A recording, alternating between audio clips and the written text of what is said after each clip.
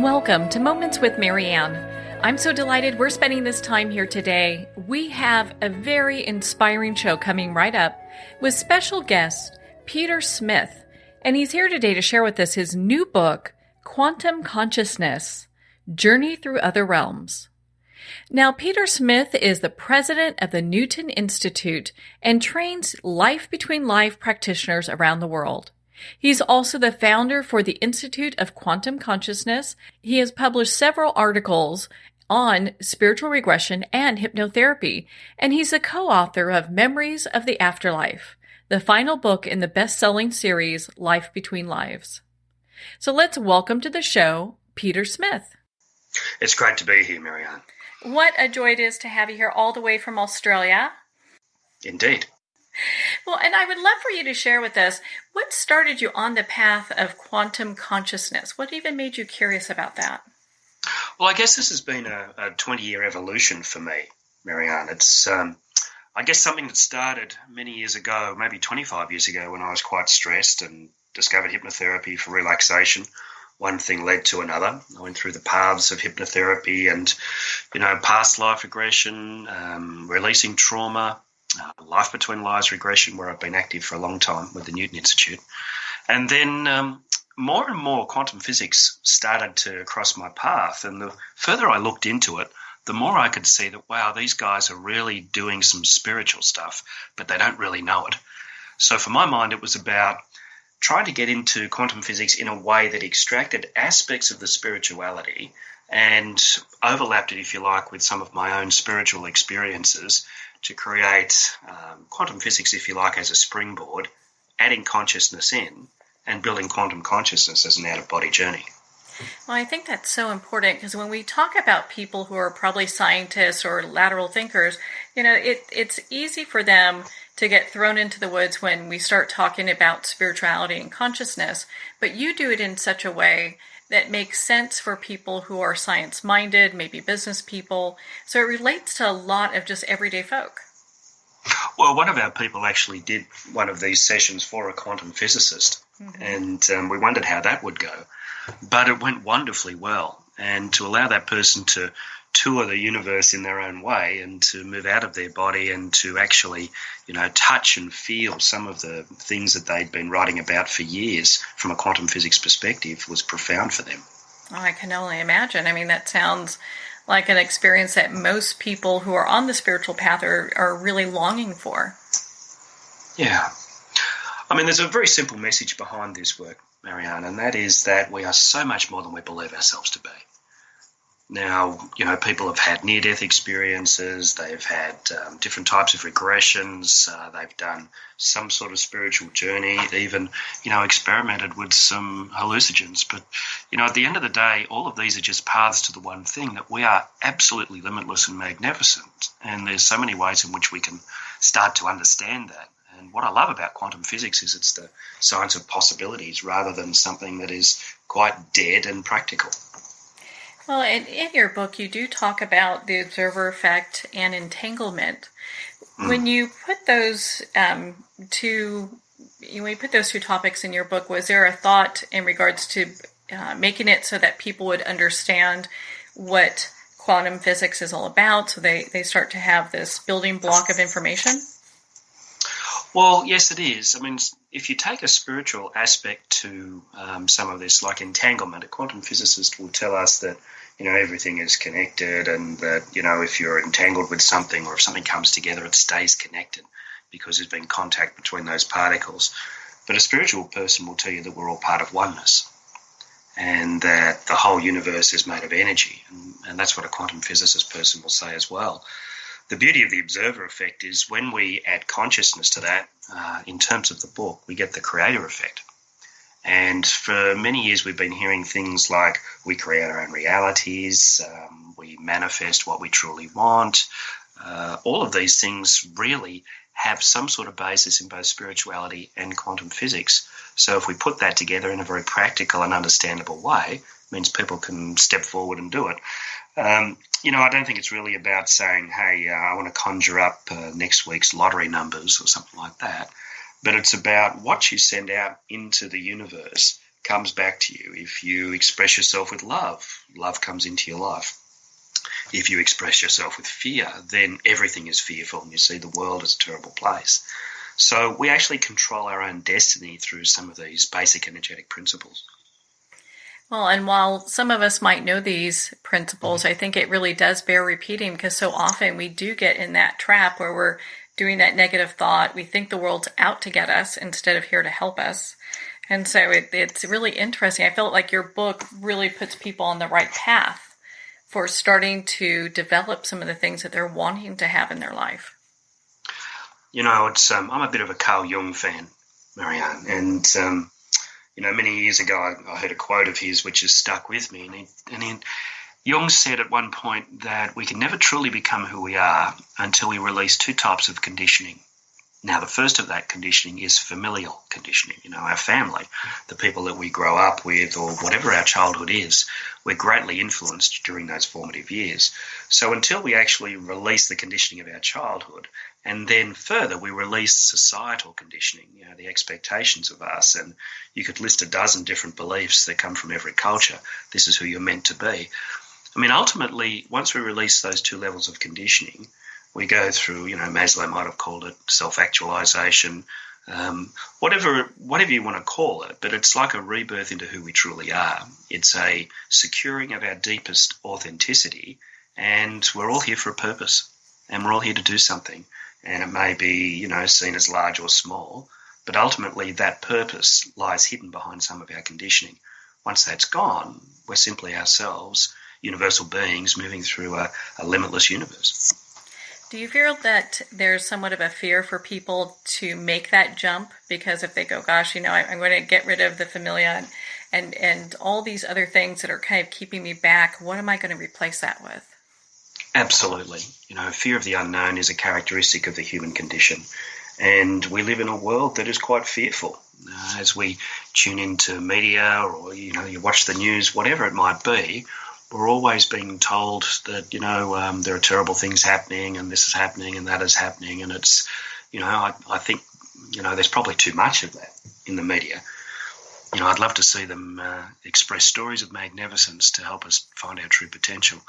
But ultimately, I think people are not necessarily happy with change.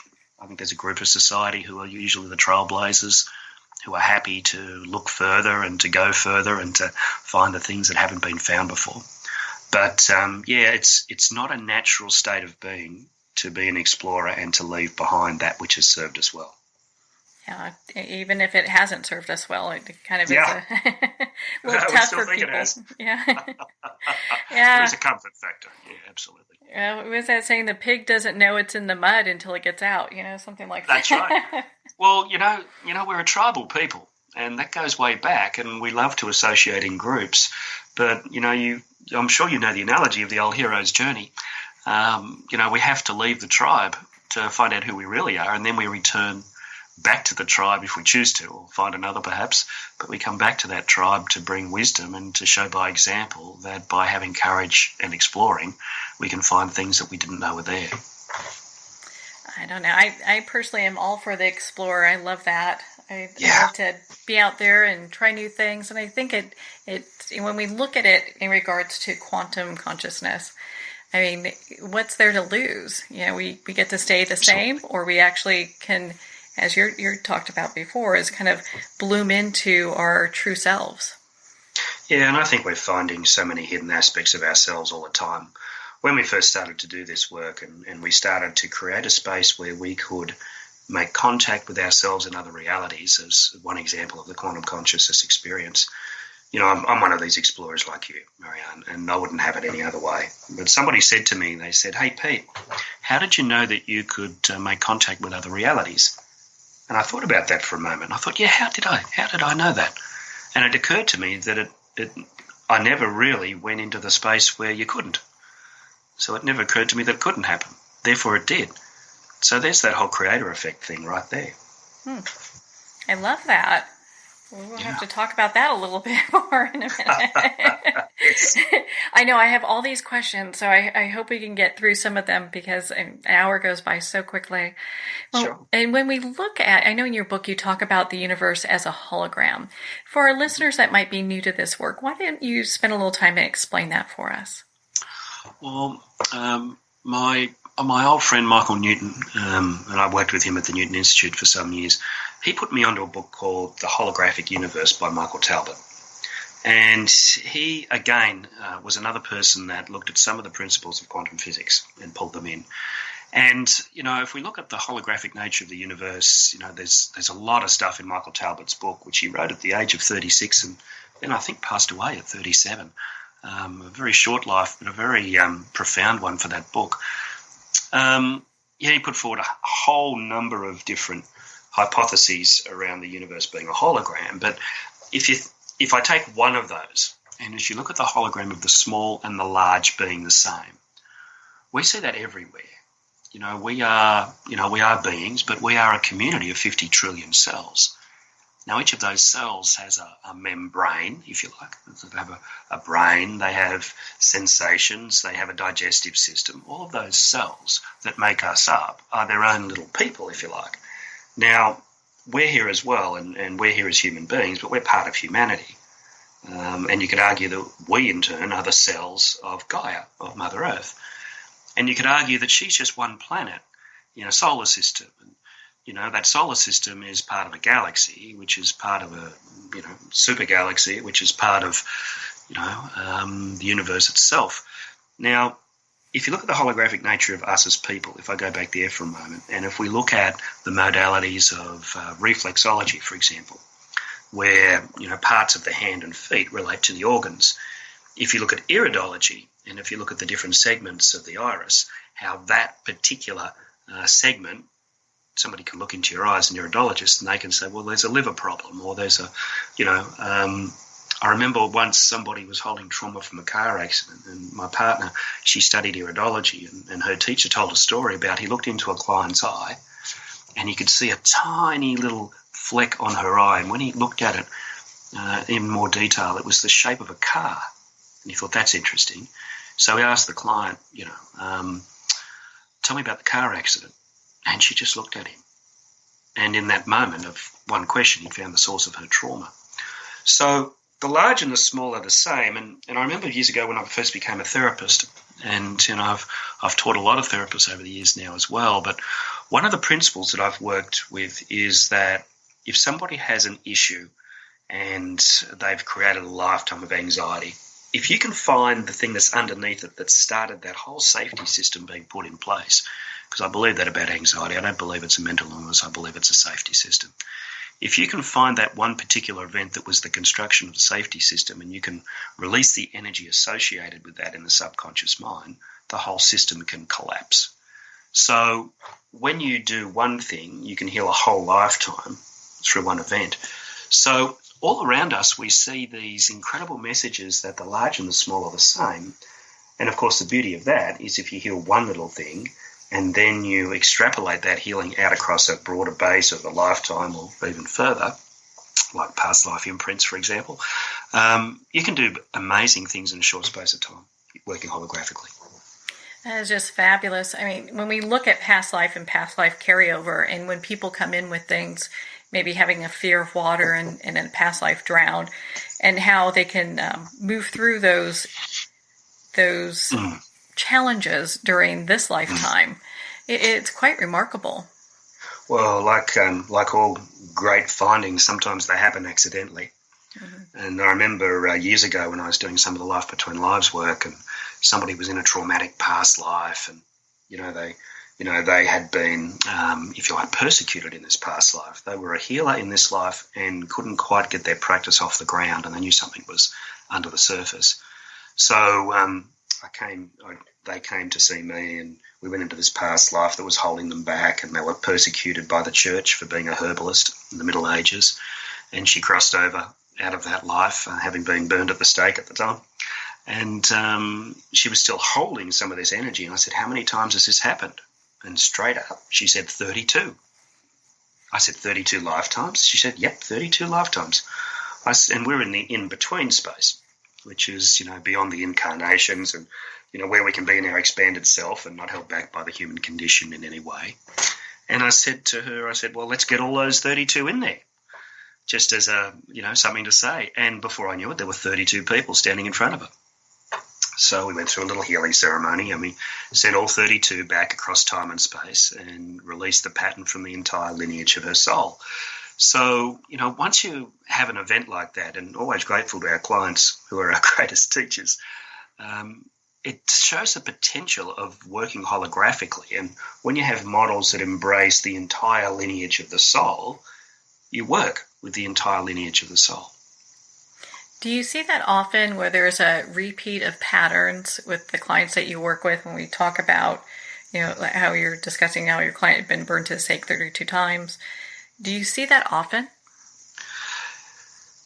If there's a strong trauma, it might be fear, it might be persecution, it could be any of that type of energy. Normally there are more than one lifetime that relates because, and this was back to Michael Newton's work as well, we often find that people are working with patterns in this lifetime that have been long held. And the beauty of the principle of reincarnation is that you get another chance. So if you don't get a chance to solve it last time, you can come back and have another go. So if that becomes more of a pattern about not being able to quite release it as people would like to, then, absolutely, there can be long-held patterns. The analogy I use, Marianne, is that, we're sitting here and Pete's talking to Marianne and, we are chapters in a really, really long book. And this chapter that we call Pete is part of that longer book of who I really am. Now, it's important to focus on the chapter that I'm in, but why should I not be able to peek into the other chapters to help Pete? That way I can raise the value of that entire book through the chapter known as Pete. There were times when I thought that this body was a prison for my soul, but over the years I've come to know that this body is actually a portal to all sorts of things, to different realms of consciousness, to out-of-body experiences. I mean, the beauty of the quantum work and life between lives work, even past life work if you like, the beauty of that is that this body is a doorway. And I am living all of those things. It's like my body here as Pete is a representation of the entire universe itself. And, they used to say in the old days, the world is your oyster, but I think actually the universe is your oyster, and the oyster is this body itself. I love that. Well, I find it curious. So let's say someone goes through and they heal all these different past lives. They come to some realization. They've got the lesson, and they're releasing the pain. Does that release the pain for the consciousness that we're connected to as well, to some small degree? Well, I believe that we are this expanded state of consciousness as our natural state of being. And I believe that we hold pockets of wisdom all over that all make up the entirety of who we are. The question becomes that if you release something in another time, how does it affect things here? Well, if you make a change somewhere in the engine of your car, normally there's a ripple effect to other parts of your engine. All of a sudden it starts to perform better, you get better mileage per gallon. All of these sort of things happen because you make a little change in one place. I believe that we are the sum of all that we are, and what we change in one place must affect the whole. Now, we can do that unconsciously, or we can do it consciously. For example, if we were to retrieve some of the skills from another reality or from another parallel life, whatever it might be, when we do this work and given the holographic approach that we adopt, we then send that healing to all the other aspects of ourselves consciously. Now, to do something that invokes the creator effect, which is, emerged out of the observer effect, then that makes it even more strongly shared as a resource that we can have in all our different realities. I thought that it was fascinating when we started to work with the alternative reality, and I started to sort of reflect, I guess, on, what are the changes that we can truly make there? If you go back and say somebody has a difficult birth, and there's birth trauma. And children pick up some of the feelings of their mum all the time, and I've worked therapeutically with that for decades. And, if you help that little child heal in the womb, and even rather than absorb mum's distress, particularly in firstborn children, if you stop absorbing that distress and you move that child into their soul self and just bring light to that baby in the womb and then share that with mum, the ripple effect of that is significant. Going back to the baby for a moment, if we do a reset on this lifetime, if that child is born in a field of light rather than a field of distress, that must ripple through into every reality that's been created through that person's lifetime. Now, I firmly believe that. And whilst I couldn't knock on the doors of all the other realities that have formed for that person, by believing that, by creating that between me and my client, we send that through into the path of their lifetimes that splinters off into all the other realities. I really believe that we're doing something beautiful for them. Well, I can feel the energy of that as you're talking, because you can feel the ripple of that goes out, which is quite fascinating. And it kind of brings me, I know I'm kind of moving from maybe some a little bit more advanced questions to some basic ones here, or some beginner ones, but I want to make sure that our listeners also can grasp what we're talking about as well. So when we chat about, consciousness, I think a lot of people feel that it's held in the brain. I'd love to get your thoughts on that. Well, my basic answer to that is, really? The brain? It's about the brain? We always think it's about the brain. We think it's about the intellect.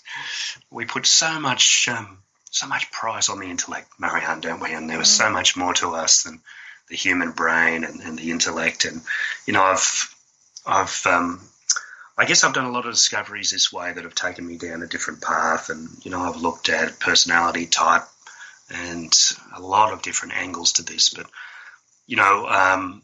to quote a couple of different people, Lynn McTaggart, in her book, The Field, they talk about an experiment where they had some rats running a maze trying to find a food source. Quite a grisly experiment, because what they did was they gradually burned away parts of those rats' brains, and somehow they were able to still find the food source. Even when their motor skills were completely failing and they could hardly move, they were still heading in the direction of the food. Now, their brains were completely, totally, irreparably unfunctional, but they still managed to find the food source. I love Rupert Sheldrake's work as well, and he's written some fantastic books. He's written a book that is titled Dogs That Know When Their Owners Are Coming Home. And there's something that happens, and he talks about that sometimes a dog will wait at the window, and we have a cat here. And, we have an adult son living with us, and he goes off to work, and, it's his cat. And when he leaves work to come home, he may send a SMS message or something like that, home for dinner, whatever it might be. But she goes and she sits in the window, and 15 minutes later he pulls up in the drive. So there's something going on here about how we tune into, what Greg Braden may call a divine matrix of all information that's out there. But for my mind, back to Sheldrake for a moment, he talks about daffodils. And, as a very well-regarded medical scientist, he talks about how there's not enough information in the DNA of a daffodil to know that it should be that unique and beautiful shape. So where is it held? And he talks about morphic fields. He talks about the morphic fields of species. He talks about the morphic fields of individuals that then connect into a greater consciousness. For my mind, consciousness is not held in the brain because, if you look at the way that we touch and we feel our way through the world, for my mind, the brain is incredibly important, but it's more of a processing mechanism. I believe that the information is stored in the consciousness of the body, of the energy field around us, because, you can almost feel fear in another person. You can feel sadness, you can feel grief. Now, I'm not processing that through my brain. I'm getting that through the connection of consciousness between my energy field and theirs.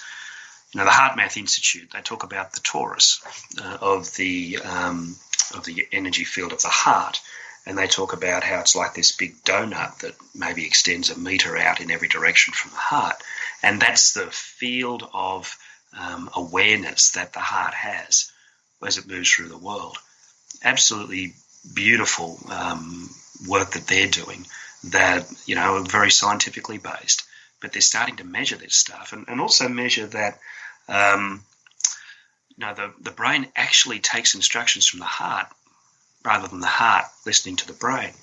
Now, that really changes the way that we see the human condition, because if we become heart-centered, then we have everything. If we become brain-centered and we put too much power in the intellect, we're losing so much. Well, on that note, we're going to pause here for a quick break. We've been speaking with Peter Smith in regards to his new book, Quantum Consciousness, Journey Through Other Realms. You've been listening to Moments with Marianne. We'll be right back after these messages.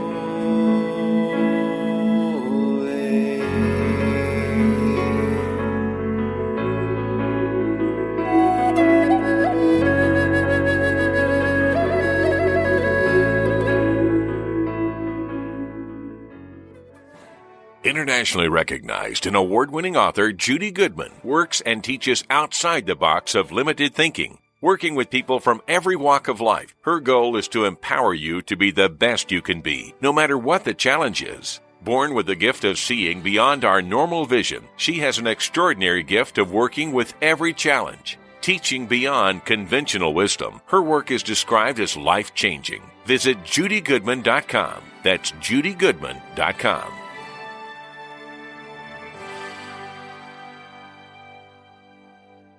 There comes a moment when you realize you're somewhere special, when you discover that each beautiful creature that you see has been rescued from a life of absolute horror and brought to this incredibly free place. Here's where their lives were forever changed and where yours will as well. Discover over 500 tigers, bears, and lions at the brand new visitor center at the Wild Animal Sanctuary just outside Denver. For more information, visit wildanimalsanctuary.org. Discover true freedom at the Wild Animal Sanctuary.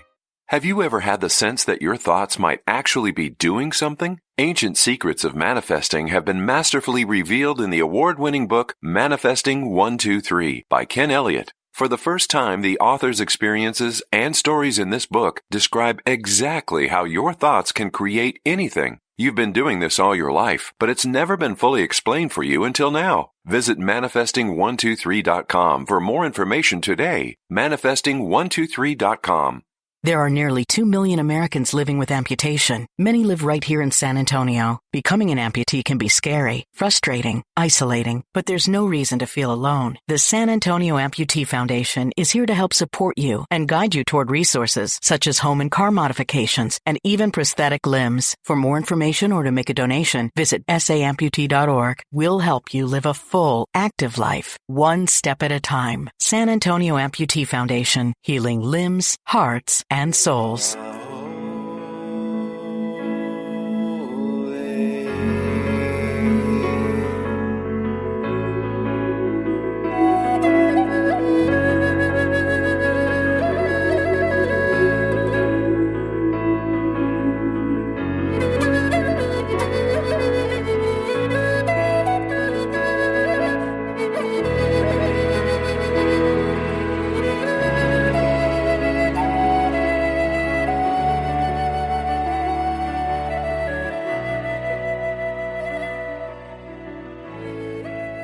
Welcome back to Moments with Marianne.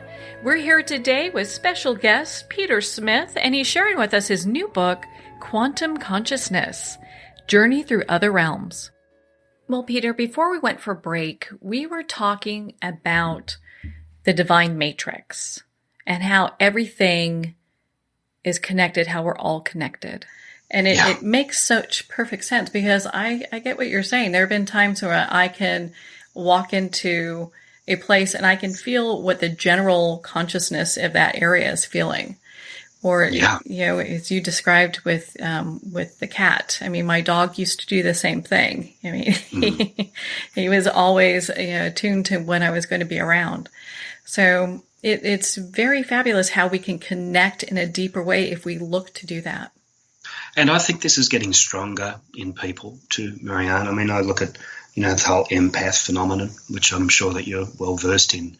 And I'm seeing a whole lot of kids come through my clinic because with all the other things that I do, I've still kept my clinic going a day or two a week. And, word of mouth, mums get together at coffee and they say, this guy helped my little girl, maybe they can help your son, etc. So I have a string of kids come through, and one thing that I find is that these children who are still elementary school, they're not even high school age, they're coming in and they're absorbing the stresses of the world, or sometimes some things that are happening in the family environment. And, I'm there with mum, and little kid's got anxiety, and we have some fun with that. And sometimes we'll draw it, and they'll draw a picture of themselves and where they feel they're holding the energy in their bodies. And these kids are so intuitive that they can draw blocks to their chakras just on a sheet of paper on the floor. It's just beautiful. But then I turn to mum and I say, what's happening at home? And her eyes drop. And she says, well, my husband and I are having a few difficulties at the moment. There's some financial pressures and all that. I say, okay. And then, the little girl or little boy, we might have released the energy that they had trapped, and they're feeling much better, and they head out to the waiting room, and I just turn to mum and I say, yeah, look, there's every chance that your little girl or boy is picking up the stress around the family. And, we have a good chat about that. And it becomes more about an understanding of the group consciousness of their family and what they can do about it. And I've had some beautiful conversations with these caring parents, and they just didn't know that energy is shared between the people that we love most. Mm. And those little kids, they're just like little sponges. They're just beautiful, but they are the new wave of humanity that's coming in with these incredible empathic skills where, they need to feel this energy of the world so that they know that they have to change it in their generation. Well, thank goodness they have you to come to help them through these, whatever challenges or times that they're having, that they need that little extra help to get them moving forward. Yeah, I love working with kids. They're just so pure and so beautiful, untouched by the world. Mm-hmm. It's such a beautiful job that you're doing with that. And my goodness, your book has so much information. We will never touch it. And that's why everyone should go and pick up their own copy of Quantum Consciousness. So in your book, you talk about the remembering. And I would love for you to share with our listeners what that is. Well, when we first started to do this work, we talked about how do we echo across time and space with some words that allow people to remember who they truly are. So whenever we take somebody on a quantum consciousness journey, Marianne, we start with some words that we call the remembering. And if you like, it's a call to their greater self, to their quantum self. We use words that allow people to actually remember who they truly are. As we know, when we come into an incarnation, the veil comes down. But these days, if you choose to, that veil can be very thin. But if you like, it's something that actualizes the quantum potential in the client. But what it does, it's almost like a spiritual invitation for them to remember more deeply who they truly are. Now, one of the things that we're really big on with the quantum consciousness work is with the people that we train, we teach them to hold the knowing. Now, if you have somebody that comes in for one of these sessions and they're sitting in a chair and you have one of our facilitators there, our facilitator holds the knowing that the being before them is this amazing, limitless spiritual being ready to explore the expanded state of their awareness. Now, from that actual perspective that's held by the facilitator, the client is empowered because they are quantumly entangled as they sit together and they move into the same energy field to do this work. And, that lifts the client into a vibration where they can explore. And it may just be the first time that they've sat with someone that absolutely, totally and completely knows that they are the most beautiful spiritual being having a human experience. And that in itself is empowering for the people that come. And it has nothing to do with the brain. Not at all. Not at all. That's such a powerful experience, I'm sure, that they're having. Well, it is. And what we've found is that, rather than sort of process trauma, and we've had to retrain a lot of therapists to not actually have to find the answers for their client because the answers lie within the client themselves. Their role is simply to facilitate the magnificence of the client that allow them to meet their intentions for the session or to find their greater magnificence. So we've had to retrain a few of the therapeutic, as I had to start with myself too, of course, into a mindset where we just believe that this person is awesome and magnificent, and that once we do that, it's like a self-fulfilling prophecy and they find the pieces that they need. Well, and what a positive place to come from, as opposed to, let's see if we can find this trauma that you may or may not remember down the road. Yeah, that's such heavy work, I think humanity deserves better these days. And, I have people that come to see me and they've been through years of counselling or psychoanalysis and, they've been looking for what's wrong. I mean, what we do is we look for what's right. We look for the magnificence of the client and we know it's there.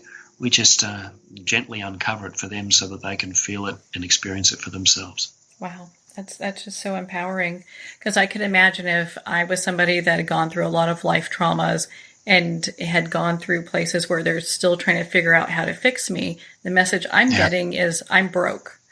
So there's something broken with me. And then you come and spend time with you and the facilitators that you have, the therapists. It's a whole shift in perspective. Look, it is. And,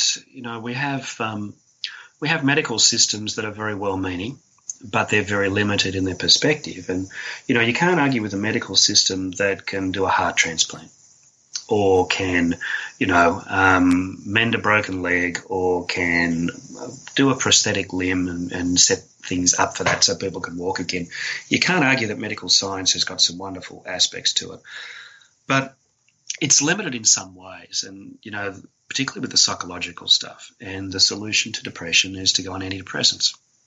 The solution to anxiety is anti-anxiety medications. People have incredible spiritual experiences and they're diagnosed under the medical system of perhaps being delusional or having schizophrenia. So if we take a view that everybody's a limitless being and we ask the question, what's really going on? And if somebody has depression, well, there'll be a source for that. And I worked for many years chasing down depression and finding out where it was. And, I found womb transference from mum who was depressed at the time. I found unresolved grief because we don't grieve well in the West sometimes. Mm-hmm. Childhood traumas that had been placed in an energy field that had led to another trauma where someone eventually shut down. Relationships that we've never recovered from because that's triggered something within us.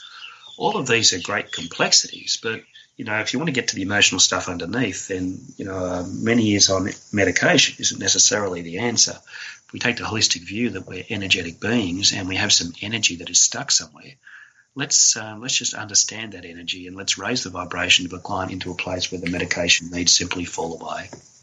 Yeah, and then that way they can work on the positive aspect of where their life is going. That's it. Yeah, if you want love in your life, then be love. It was Gandhi who said, be the change you want to see in the world. I think we should be the change we want to see in ourselves first, and then let that ripple out to others. Wow, what a powerful experience that is, I'm sure. Now, and this is just a little bit of a side question, when people need this type of help, does it have to be done in person, or is it something that they can do via Skype? I guess I'm a bit old-fashioned in some ways. And Skype, Zoom, there's so many wonderful things. And, I've been chairing board meetings at the Newton Institute for, the last 10 years over Zoom and Skype. I coach a lot of therapists in different places as well. With the one-to-one contact and the depth of this, I'm still at the experimental stage on whether this can be delivered over Zoom or not. And, I've done a little bit of that and had some success, but for my mind, there's nothing really like sitting in the presence of somebody who absolutely, totally and completely believes in you. Mm-hmm. You can still do it over the internet as well. That's possible, but I guess I'm still adjusting to the new way of things. There were some things that we do. For example, we may use some physical anchoring and we may place a hand gently on some, and so respectfully, when somebody's fired their third eye. We may say, just drift further into your expanded magnificence and allow the answer to come. And by the loving, warm touch from person to person, from using words that echo the magnificence of the client that's in the chair, things like that just take a session into an even more expanded state where the greater wisdom comes. Now, it's hard to sort of reach down through the computer and offer something like that. Yeah. But this is the way of the world. And, great work, deep spiritual work, it can become more readily available to people that can't access it otherwise through that means. We're currently sponsoring an investigation through the Newton Institute, and we're just looking at all the angles on that. We're trying to understand, what is the potential of Skype for this type of work? And whilst we're not at a place where we're ready to endorse, we're asking all the questions and doing that now. But I must admit, I have done some work over Skype and Zoom, and I'm not completely how can I say, I'm not forbidding it in myself or others, but, for me, the jury's still out a little bit. Well, considering that your book has a lot of scientific basis, I can understand wanting to take time and understand if that is really a good fit for what you're doing and just how that works, what the results are. Energy is energy, but at the same time, you want to have something that people will know that they get the results that they're supposed to get. Yeah, we have to ask the right questions in this, Marianne. It's not about, how do we keep up with technology? It's what is more convenient? It's how can we make this easier? The questions need to be, what is in the greater interest of the client? What is our extension of our duty of care to people? How do we help them to shine in the best possible way? And how we do that then becomes a secondary question. I wouldn't be surprised if a bunch of people are buying their tickets to Australia right now. We've got a couple of guys on the listing for the US now, which is great too. So I have trained some guys in the States. Well, and to get back to your book, Quantum Consciousness, you talk about the realms of stored consciousness. Could you share a little bit of that with us? We don't want to go through everything because, of course, we want everyone to pick up their own copy of this fabulous book. Well, let me maybe give a quick summary of what that is, and then I can say where the stored consciousness fits. With the expanding realms of consciousness model that we use in the quantum consciousness experience, we move out through different realms that take us further and further out into an expanded state of being. Let's start with the client in the chair, and we expand their awareness out through a whole raft of realms, alternate realities, parallel consciousness, interdimensional consciousness where they exist in another body, and out into connecting with the fabric of the cosmos itself. So it's like an extended journey. And in each of these realms we meet people, aspects of ourselves, or just, if you like, vehicles of consciousness that our awareness goes to that may or may not be in human form. Stored consciousness is really important because in that realm we often do a lot of healing. So when we expand out of the present consciousness, as we call it, and we use the remembering that we spoke of earlier and some other techniques just to allow the client to release their firm grip on time and space as we know it here in the physical realm, we move into stored consciousness where, and I'm speaking to you now and I'm 54, okay? So in my stored consciousness, I have access to everything in my timeline, whether it be my 8-year-old, my 24-year-old, my 60-year-old. All of them are there in my stored consciousness, and we ask in the interests of healing and for the benefits of wisdom if there are any other aspects of me that want to come forward in that realm, which will be different ages. Now, in my old days as a therapist, if a 5-year-old was to show up, I'd say, oh, here we go, a bit of inner child work coming here. Let's get this child and hug this child and help them. But no, because we've established a philosophy of doing this work in a higher vibration, that 5-year-old might be coming forward to remind us of freedom. Yeah. You might have a 21-year-old that comes forward and reminds them what it was like when they travelled through Europe and slept on trains and just felt what it was like to be completely free in the world and to experiencing and have the courage to do that. So we have these beautiful reminders across the timeline that we're in. And even by sharing a personal example, when we do some teaching, we always do live demonstrations. And, every now and then, in the interests of all of this, I donate my body to the greater good. So I was actually the demonstration as the client in front of a class. And it was really interesting because I had the Quantum Consciousness book at that stage, and it had been self-published. It had done well just through word of mouth. And when I was in this deep and beautiful space in my stored consciousness, my 8-year-old came forward and he took me by the hand and he took me back to an experience at the local swimming pool. And he took me up on the blocks. And when I was 8 years old, I learned to dive off the blocks. And he says, he took me by the hand and we stood on those blocks. And he says, do you remember this when you were 8 years old? And you didn't want to, I was about 3 or 4 feet up these blocks into the pool. And when you're 8 years old, that's about half your height, so it looks like a lot. And he said, remember, you just have to have the courage to jump. You just have to have courage to jump. So after that, because I'd been considering sending the book to Llewellyn to publish them because I knew them through the other work at the Newton Institute. And I was umming and ahhing and all that sort of stuff, so he encouraged me to jump off the blocks, and we did that together, he and I. And that's why we're having this conversation today, I guess. Well, Llewellyn has some fabulous authors, and I'm not surprised that your book was immediately picked up by them. It's a fabulous read and has such great information that it kind of has you look at life in a different way. So I'm very much appreciative of that. And my goodness, what a journey. And I love how you talk about where you saw your 8-year-old self, that basically it wasn't, you needed to go and comfort, but it was more about a message that was there for you.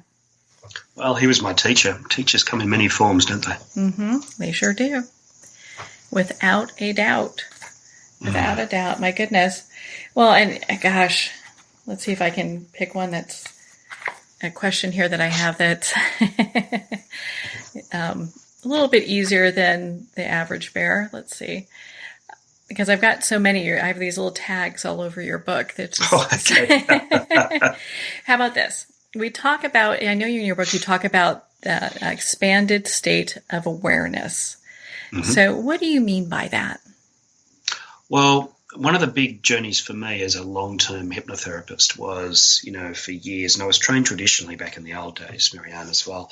And, let's go down into trance. We go down from our beta brainwave patterns down through our alphas where we enter the subconscious, and really deep work can be done in theta, et cetera, et cetera, et cetera. But like we were talking about before, none of this is really about the brain. It's like we establish some sort of a trance state that shows up in the brain. Now, that was the first shift for me as a hypnotherapist to say, well, I'm not actually inducing a trance in the brain. I'm actually inducing a trance in the body, and then the brain follows. But maybe I'm inducing a trance. Maybe I'm settling the energy of the greater energy field here. And, I wasn't thinking like the average hypnotherapist here because I was challenging everything that I've been shown. And then I went one step further and I said, well, why are we going down anyway when we should be going out into the universe? So I horrified some of my old students from the early days when in a workshop once they'd come back and they'd learned some of the quantum consciousness techniques after they'd been hypnotherapists in practice for many years. And I used to draw that old iceberg type thing where you've, above the surface, you've got the conscious mind, and underneath you've got, the subconscious with its different levels and all that sort of stuff. So I turned the whole thing upside down, and I drew an upside down iceberg with this little tip at the bottom, calling that the present consciousness, with arrows going out into the universe. I'd say, well, this is what we're doing now. And they're just looking at me. I could see their heads trying to turn their heads upside down and all sorts of stuff to go back to the model that they were so familiar with that I taught them in the olden days. So for my mind, it's about that. It's about turning things around and doing it like we haven't done it before. When I talk about expanded states of awareness, the expanded states are things that happen beyond the body, beyond the reach of the human intellect, beyond the conditioning of the brain, beyond, we are just this physical body. Well, no, we are not. We are a doorway to so much more. So let's kick that doorway open and get the hell out there and find the things that we need to that, bring richness and depth and real passion and purpose into your lifetime.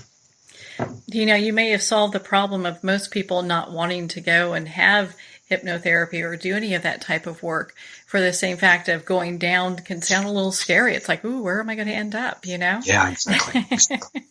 Yeah, and there's a lot of connotations with hypnosis as well. I mean, I no longer call this hypnosis. These are really out-of-body journeys. Mm-hmm. And, back in the old days when I first became a hypnotherapist, Marianne, I'd get all the usual questions. Are you going to make me cluck like a chicken? Or, are you going to levitate me? What you going to do there? I said, well, if you want to, I used to say to clients, well, if you want to cluck like a chicken, there's really nothing I can do to stop you because you're really in charge of it all. They just look at me a little funny. Not quite ready for that response, right? No, that's right. That's right. Oh, my goodness. So the other thing they'd say is, I can't be hypnotized. And I'd say, oh, okay, so you can't do alpha brainwave patterns. So, okay, can you sleep? Well, yeah, I sleep every night. Okay, so you can do delta. Every night on your way down to delta brainwave patterns, you pass through alpha. So you can be hypnotized if you want to. Let's have a conversation about why you choose not to, because ultimately it's down to your free will. And it really changes the conversation and becomes quite helpful, really, as we try to identify why they don't trust enough. Mm-hmm. Well, obviously it's a fear thing that's being activated there. Yeah. Coming up as, resistance. Yeah, but I do believe that expanded states of awareness are our natural state because it's what we return to when we leave the body. I believe that, when we go to sleep of a night and the body's at rest, I believe our consciousness explores as well. We have those dreams that we seem like such real experiences. And we get messages, and we get all of this sort of stuff. Now, all of that can't come from within us. All of that's got to come from, beyond us. So our consciousness is out there every night anyway, I feel. Oh, yeah, without a doubt. It's interesting when you have those out-of-body experiences where everything feels so vivid. You can remember it no matter how long time has passed. It's much different, in my opinion, than a dream, because you're participating in something bigger than us. Yeah, exactly. Well, I think I have time for one more question here. And you touched on it briefly earlier. We were talking about the holographic healing as something that can happen through this. What is that? Well, there's an example that I use in the book. Like, say you've got, a manuscript, a document, and you've got the word amazing in it. And you can do one of those global searches and you might have 47 different amazings in that document. Now, if you choose to replace that with awesome, okay, you move from amazing to awesome and you click one button and awesome turns up in 47 places in that document. Ultimately there's something here about holographic healing that we don't need to go to every place that holds a certain vibration. If we change the vibration in simply one place and then we ripple that out to everywhere else where that vibration is held, we can change things holographically because the large and the small are the same. It's like you're rewriting a computer program and you upload it and it changes everything everywhere in that program. So we are like that. We have these messages, like I was talking about iridology before and reflexology. We are connected. We are quantumly entangled with all those other events, if you like. Every time I was nervous as a child, I've just got to access one of those and then by my own intention send that new vibration of, courage or comfort or whatever it might be to all the other places where that vibration sits. It was Nikola Tesla that said, if you really want to understand the universe, think in terms of energy, frequency and vibration. I mean, that's simply who we are, and why not use that to our advantage whenever we can? The days of sort of doing things one at a time, I think, are gone. Energetically, it all connects. Well, thank goodness for that, because, there's when you go through a healing, energetic healing, it would be nice to have several things addressed as opposed to one at a time, Yeah, absolutely. Absolutely. It would, I hope I don't put the therapist industry out of business because there's lots of great, well-meaning people that are there, but I think some of the processes and some of the models that we have the processes are slow and some of the models are out of date because they don't involve the whole magnificence of who we are. Yeah, I would agree with you. It does seem a little bit antiquated in some of their approaches. And maybe they need to take a look at that. And, I think having people like you to go to where there's other viewpoints and opinions and work that can be done can be so helpful for people. Yeah, look, I think you summarised it beautifully before, Marianne, when you said that, we don't need to focus on what's wrong anymore. If you go looking for the shadows, you're going to find more shadows. But if you're going looking for the light, then you just find the light, and then the shadows just aren't there. Mm-hmm. Without a doubt. My goodness, Peter, we could talk all day about your book, Quantum Consciousness. I love it. And Thank you. That's why it's part of our book club this month. And I would love for you to share with our listeners where they can connect with you, be part of your community, and just learn more about you and your work. Okay. Well, instituteforquantumconsciousness.com is our main website. I've also got a private website just for me as a practitioner, quantumconsciousness.com.au, as we have in the websites down here. Mm-hmm. So that's ways that you can have a look at what we're doing. There's a few case studies there, some events that may be coming up. I may be in the States next year as well, around March. I've been asked to speak in a couple of places in March. So there's a chance that I may make my way over there soon, which is great. So, but by all means, come through the website, drop us a note. We'd love feedback on anything that you see on those sites or even on our interview today. It's always great to hear from people to know if we're offering the information that people most want to hear. But yeah, more than happy to connect with people and talk more about what I do because, I just love this so much. I think we find our path in life eventually, and I've done a few other different things on the way through before I got further into this work. But it's like there's a pull. When you find something that's a calling, it's like you get pulled into it, and then you're in the middle of all of this, and you look around and you say, how did I get here? And I think we're often guided by something far greater than ourselves, and that might just be us. Well, and thank goodness for that, because it's easy to see that you're very passionate about this work. And my goodness, you carry a certain energy. I hope you reach back out to us when you're here in the States. We'd love to hear about it and share it with everybody. Peter. Thank you. Yeah, of course. And my goodness, thank you so much for taking the time to be on the show with us here today. Thanks, Marianne. It's been great to have a chat. And, I've really enjoyed coming on the show. Well, thank you, Peter. It's been so inspiring to spend this time with you and, of course, to talk about your new book, Quantum Consciousness, Journey Through Other Realms. Again, if you'd like to connect with Peter, you can at his website, quantumconsciousness.com.au. Well, we're at the end of our time today. I would like to thank everyone for tuning in. You're listening to Moments with Marianne. And remember, make every moment count.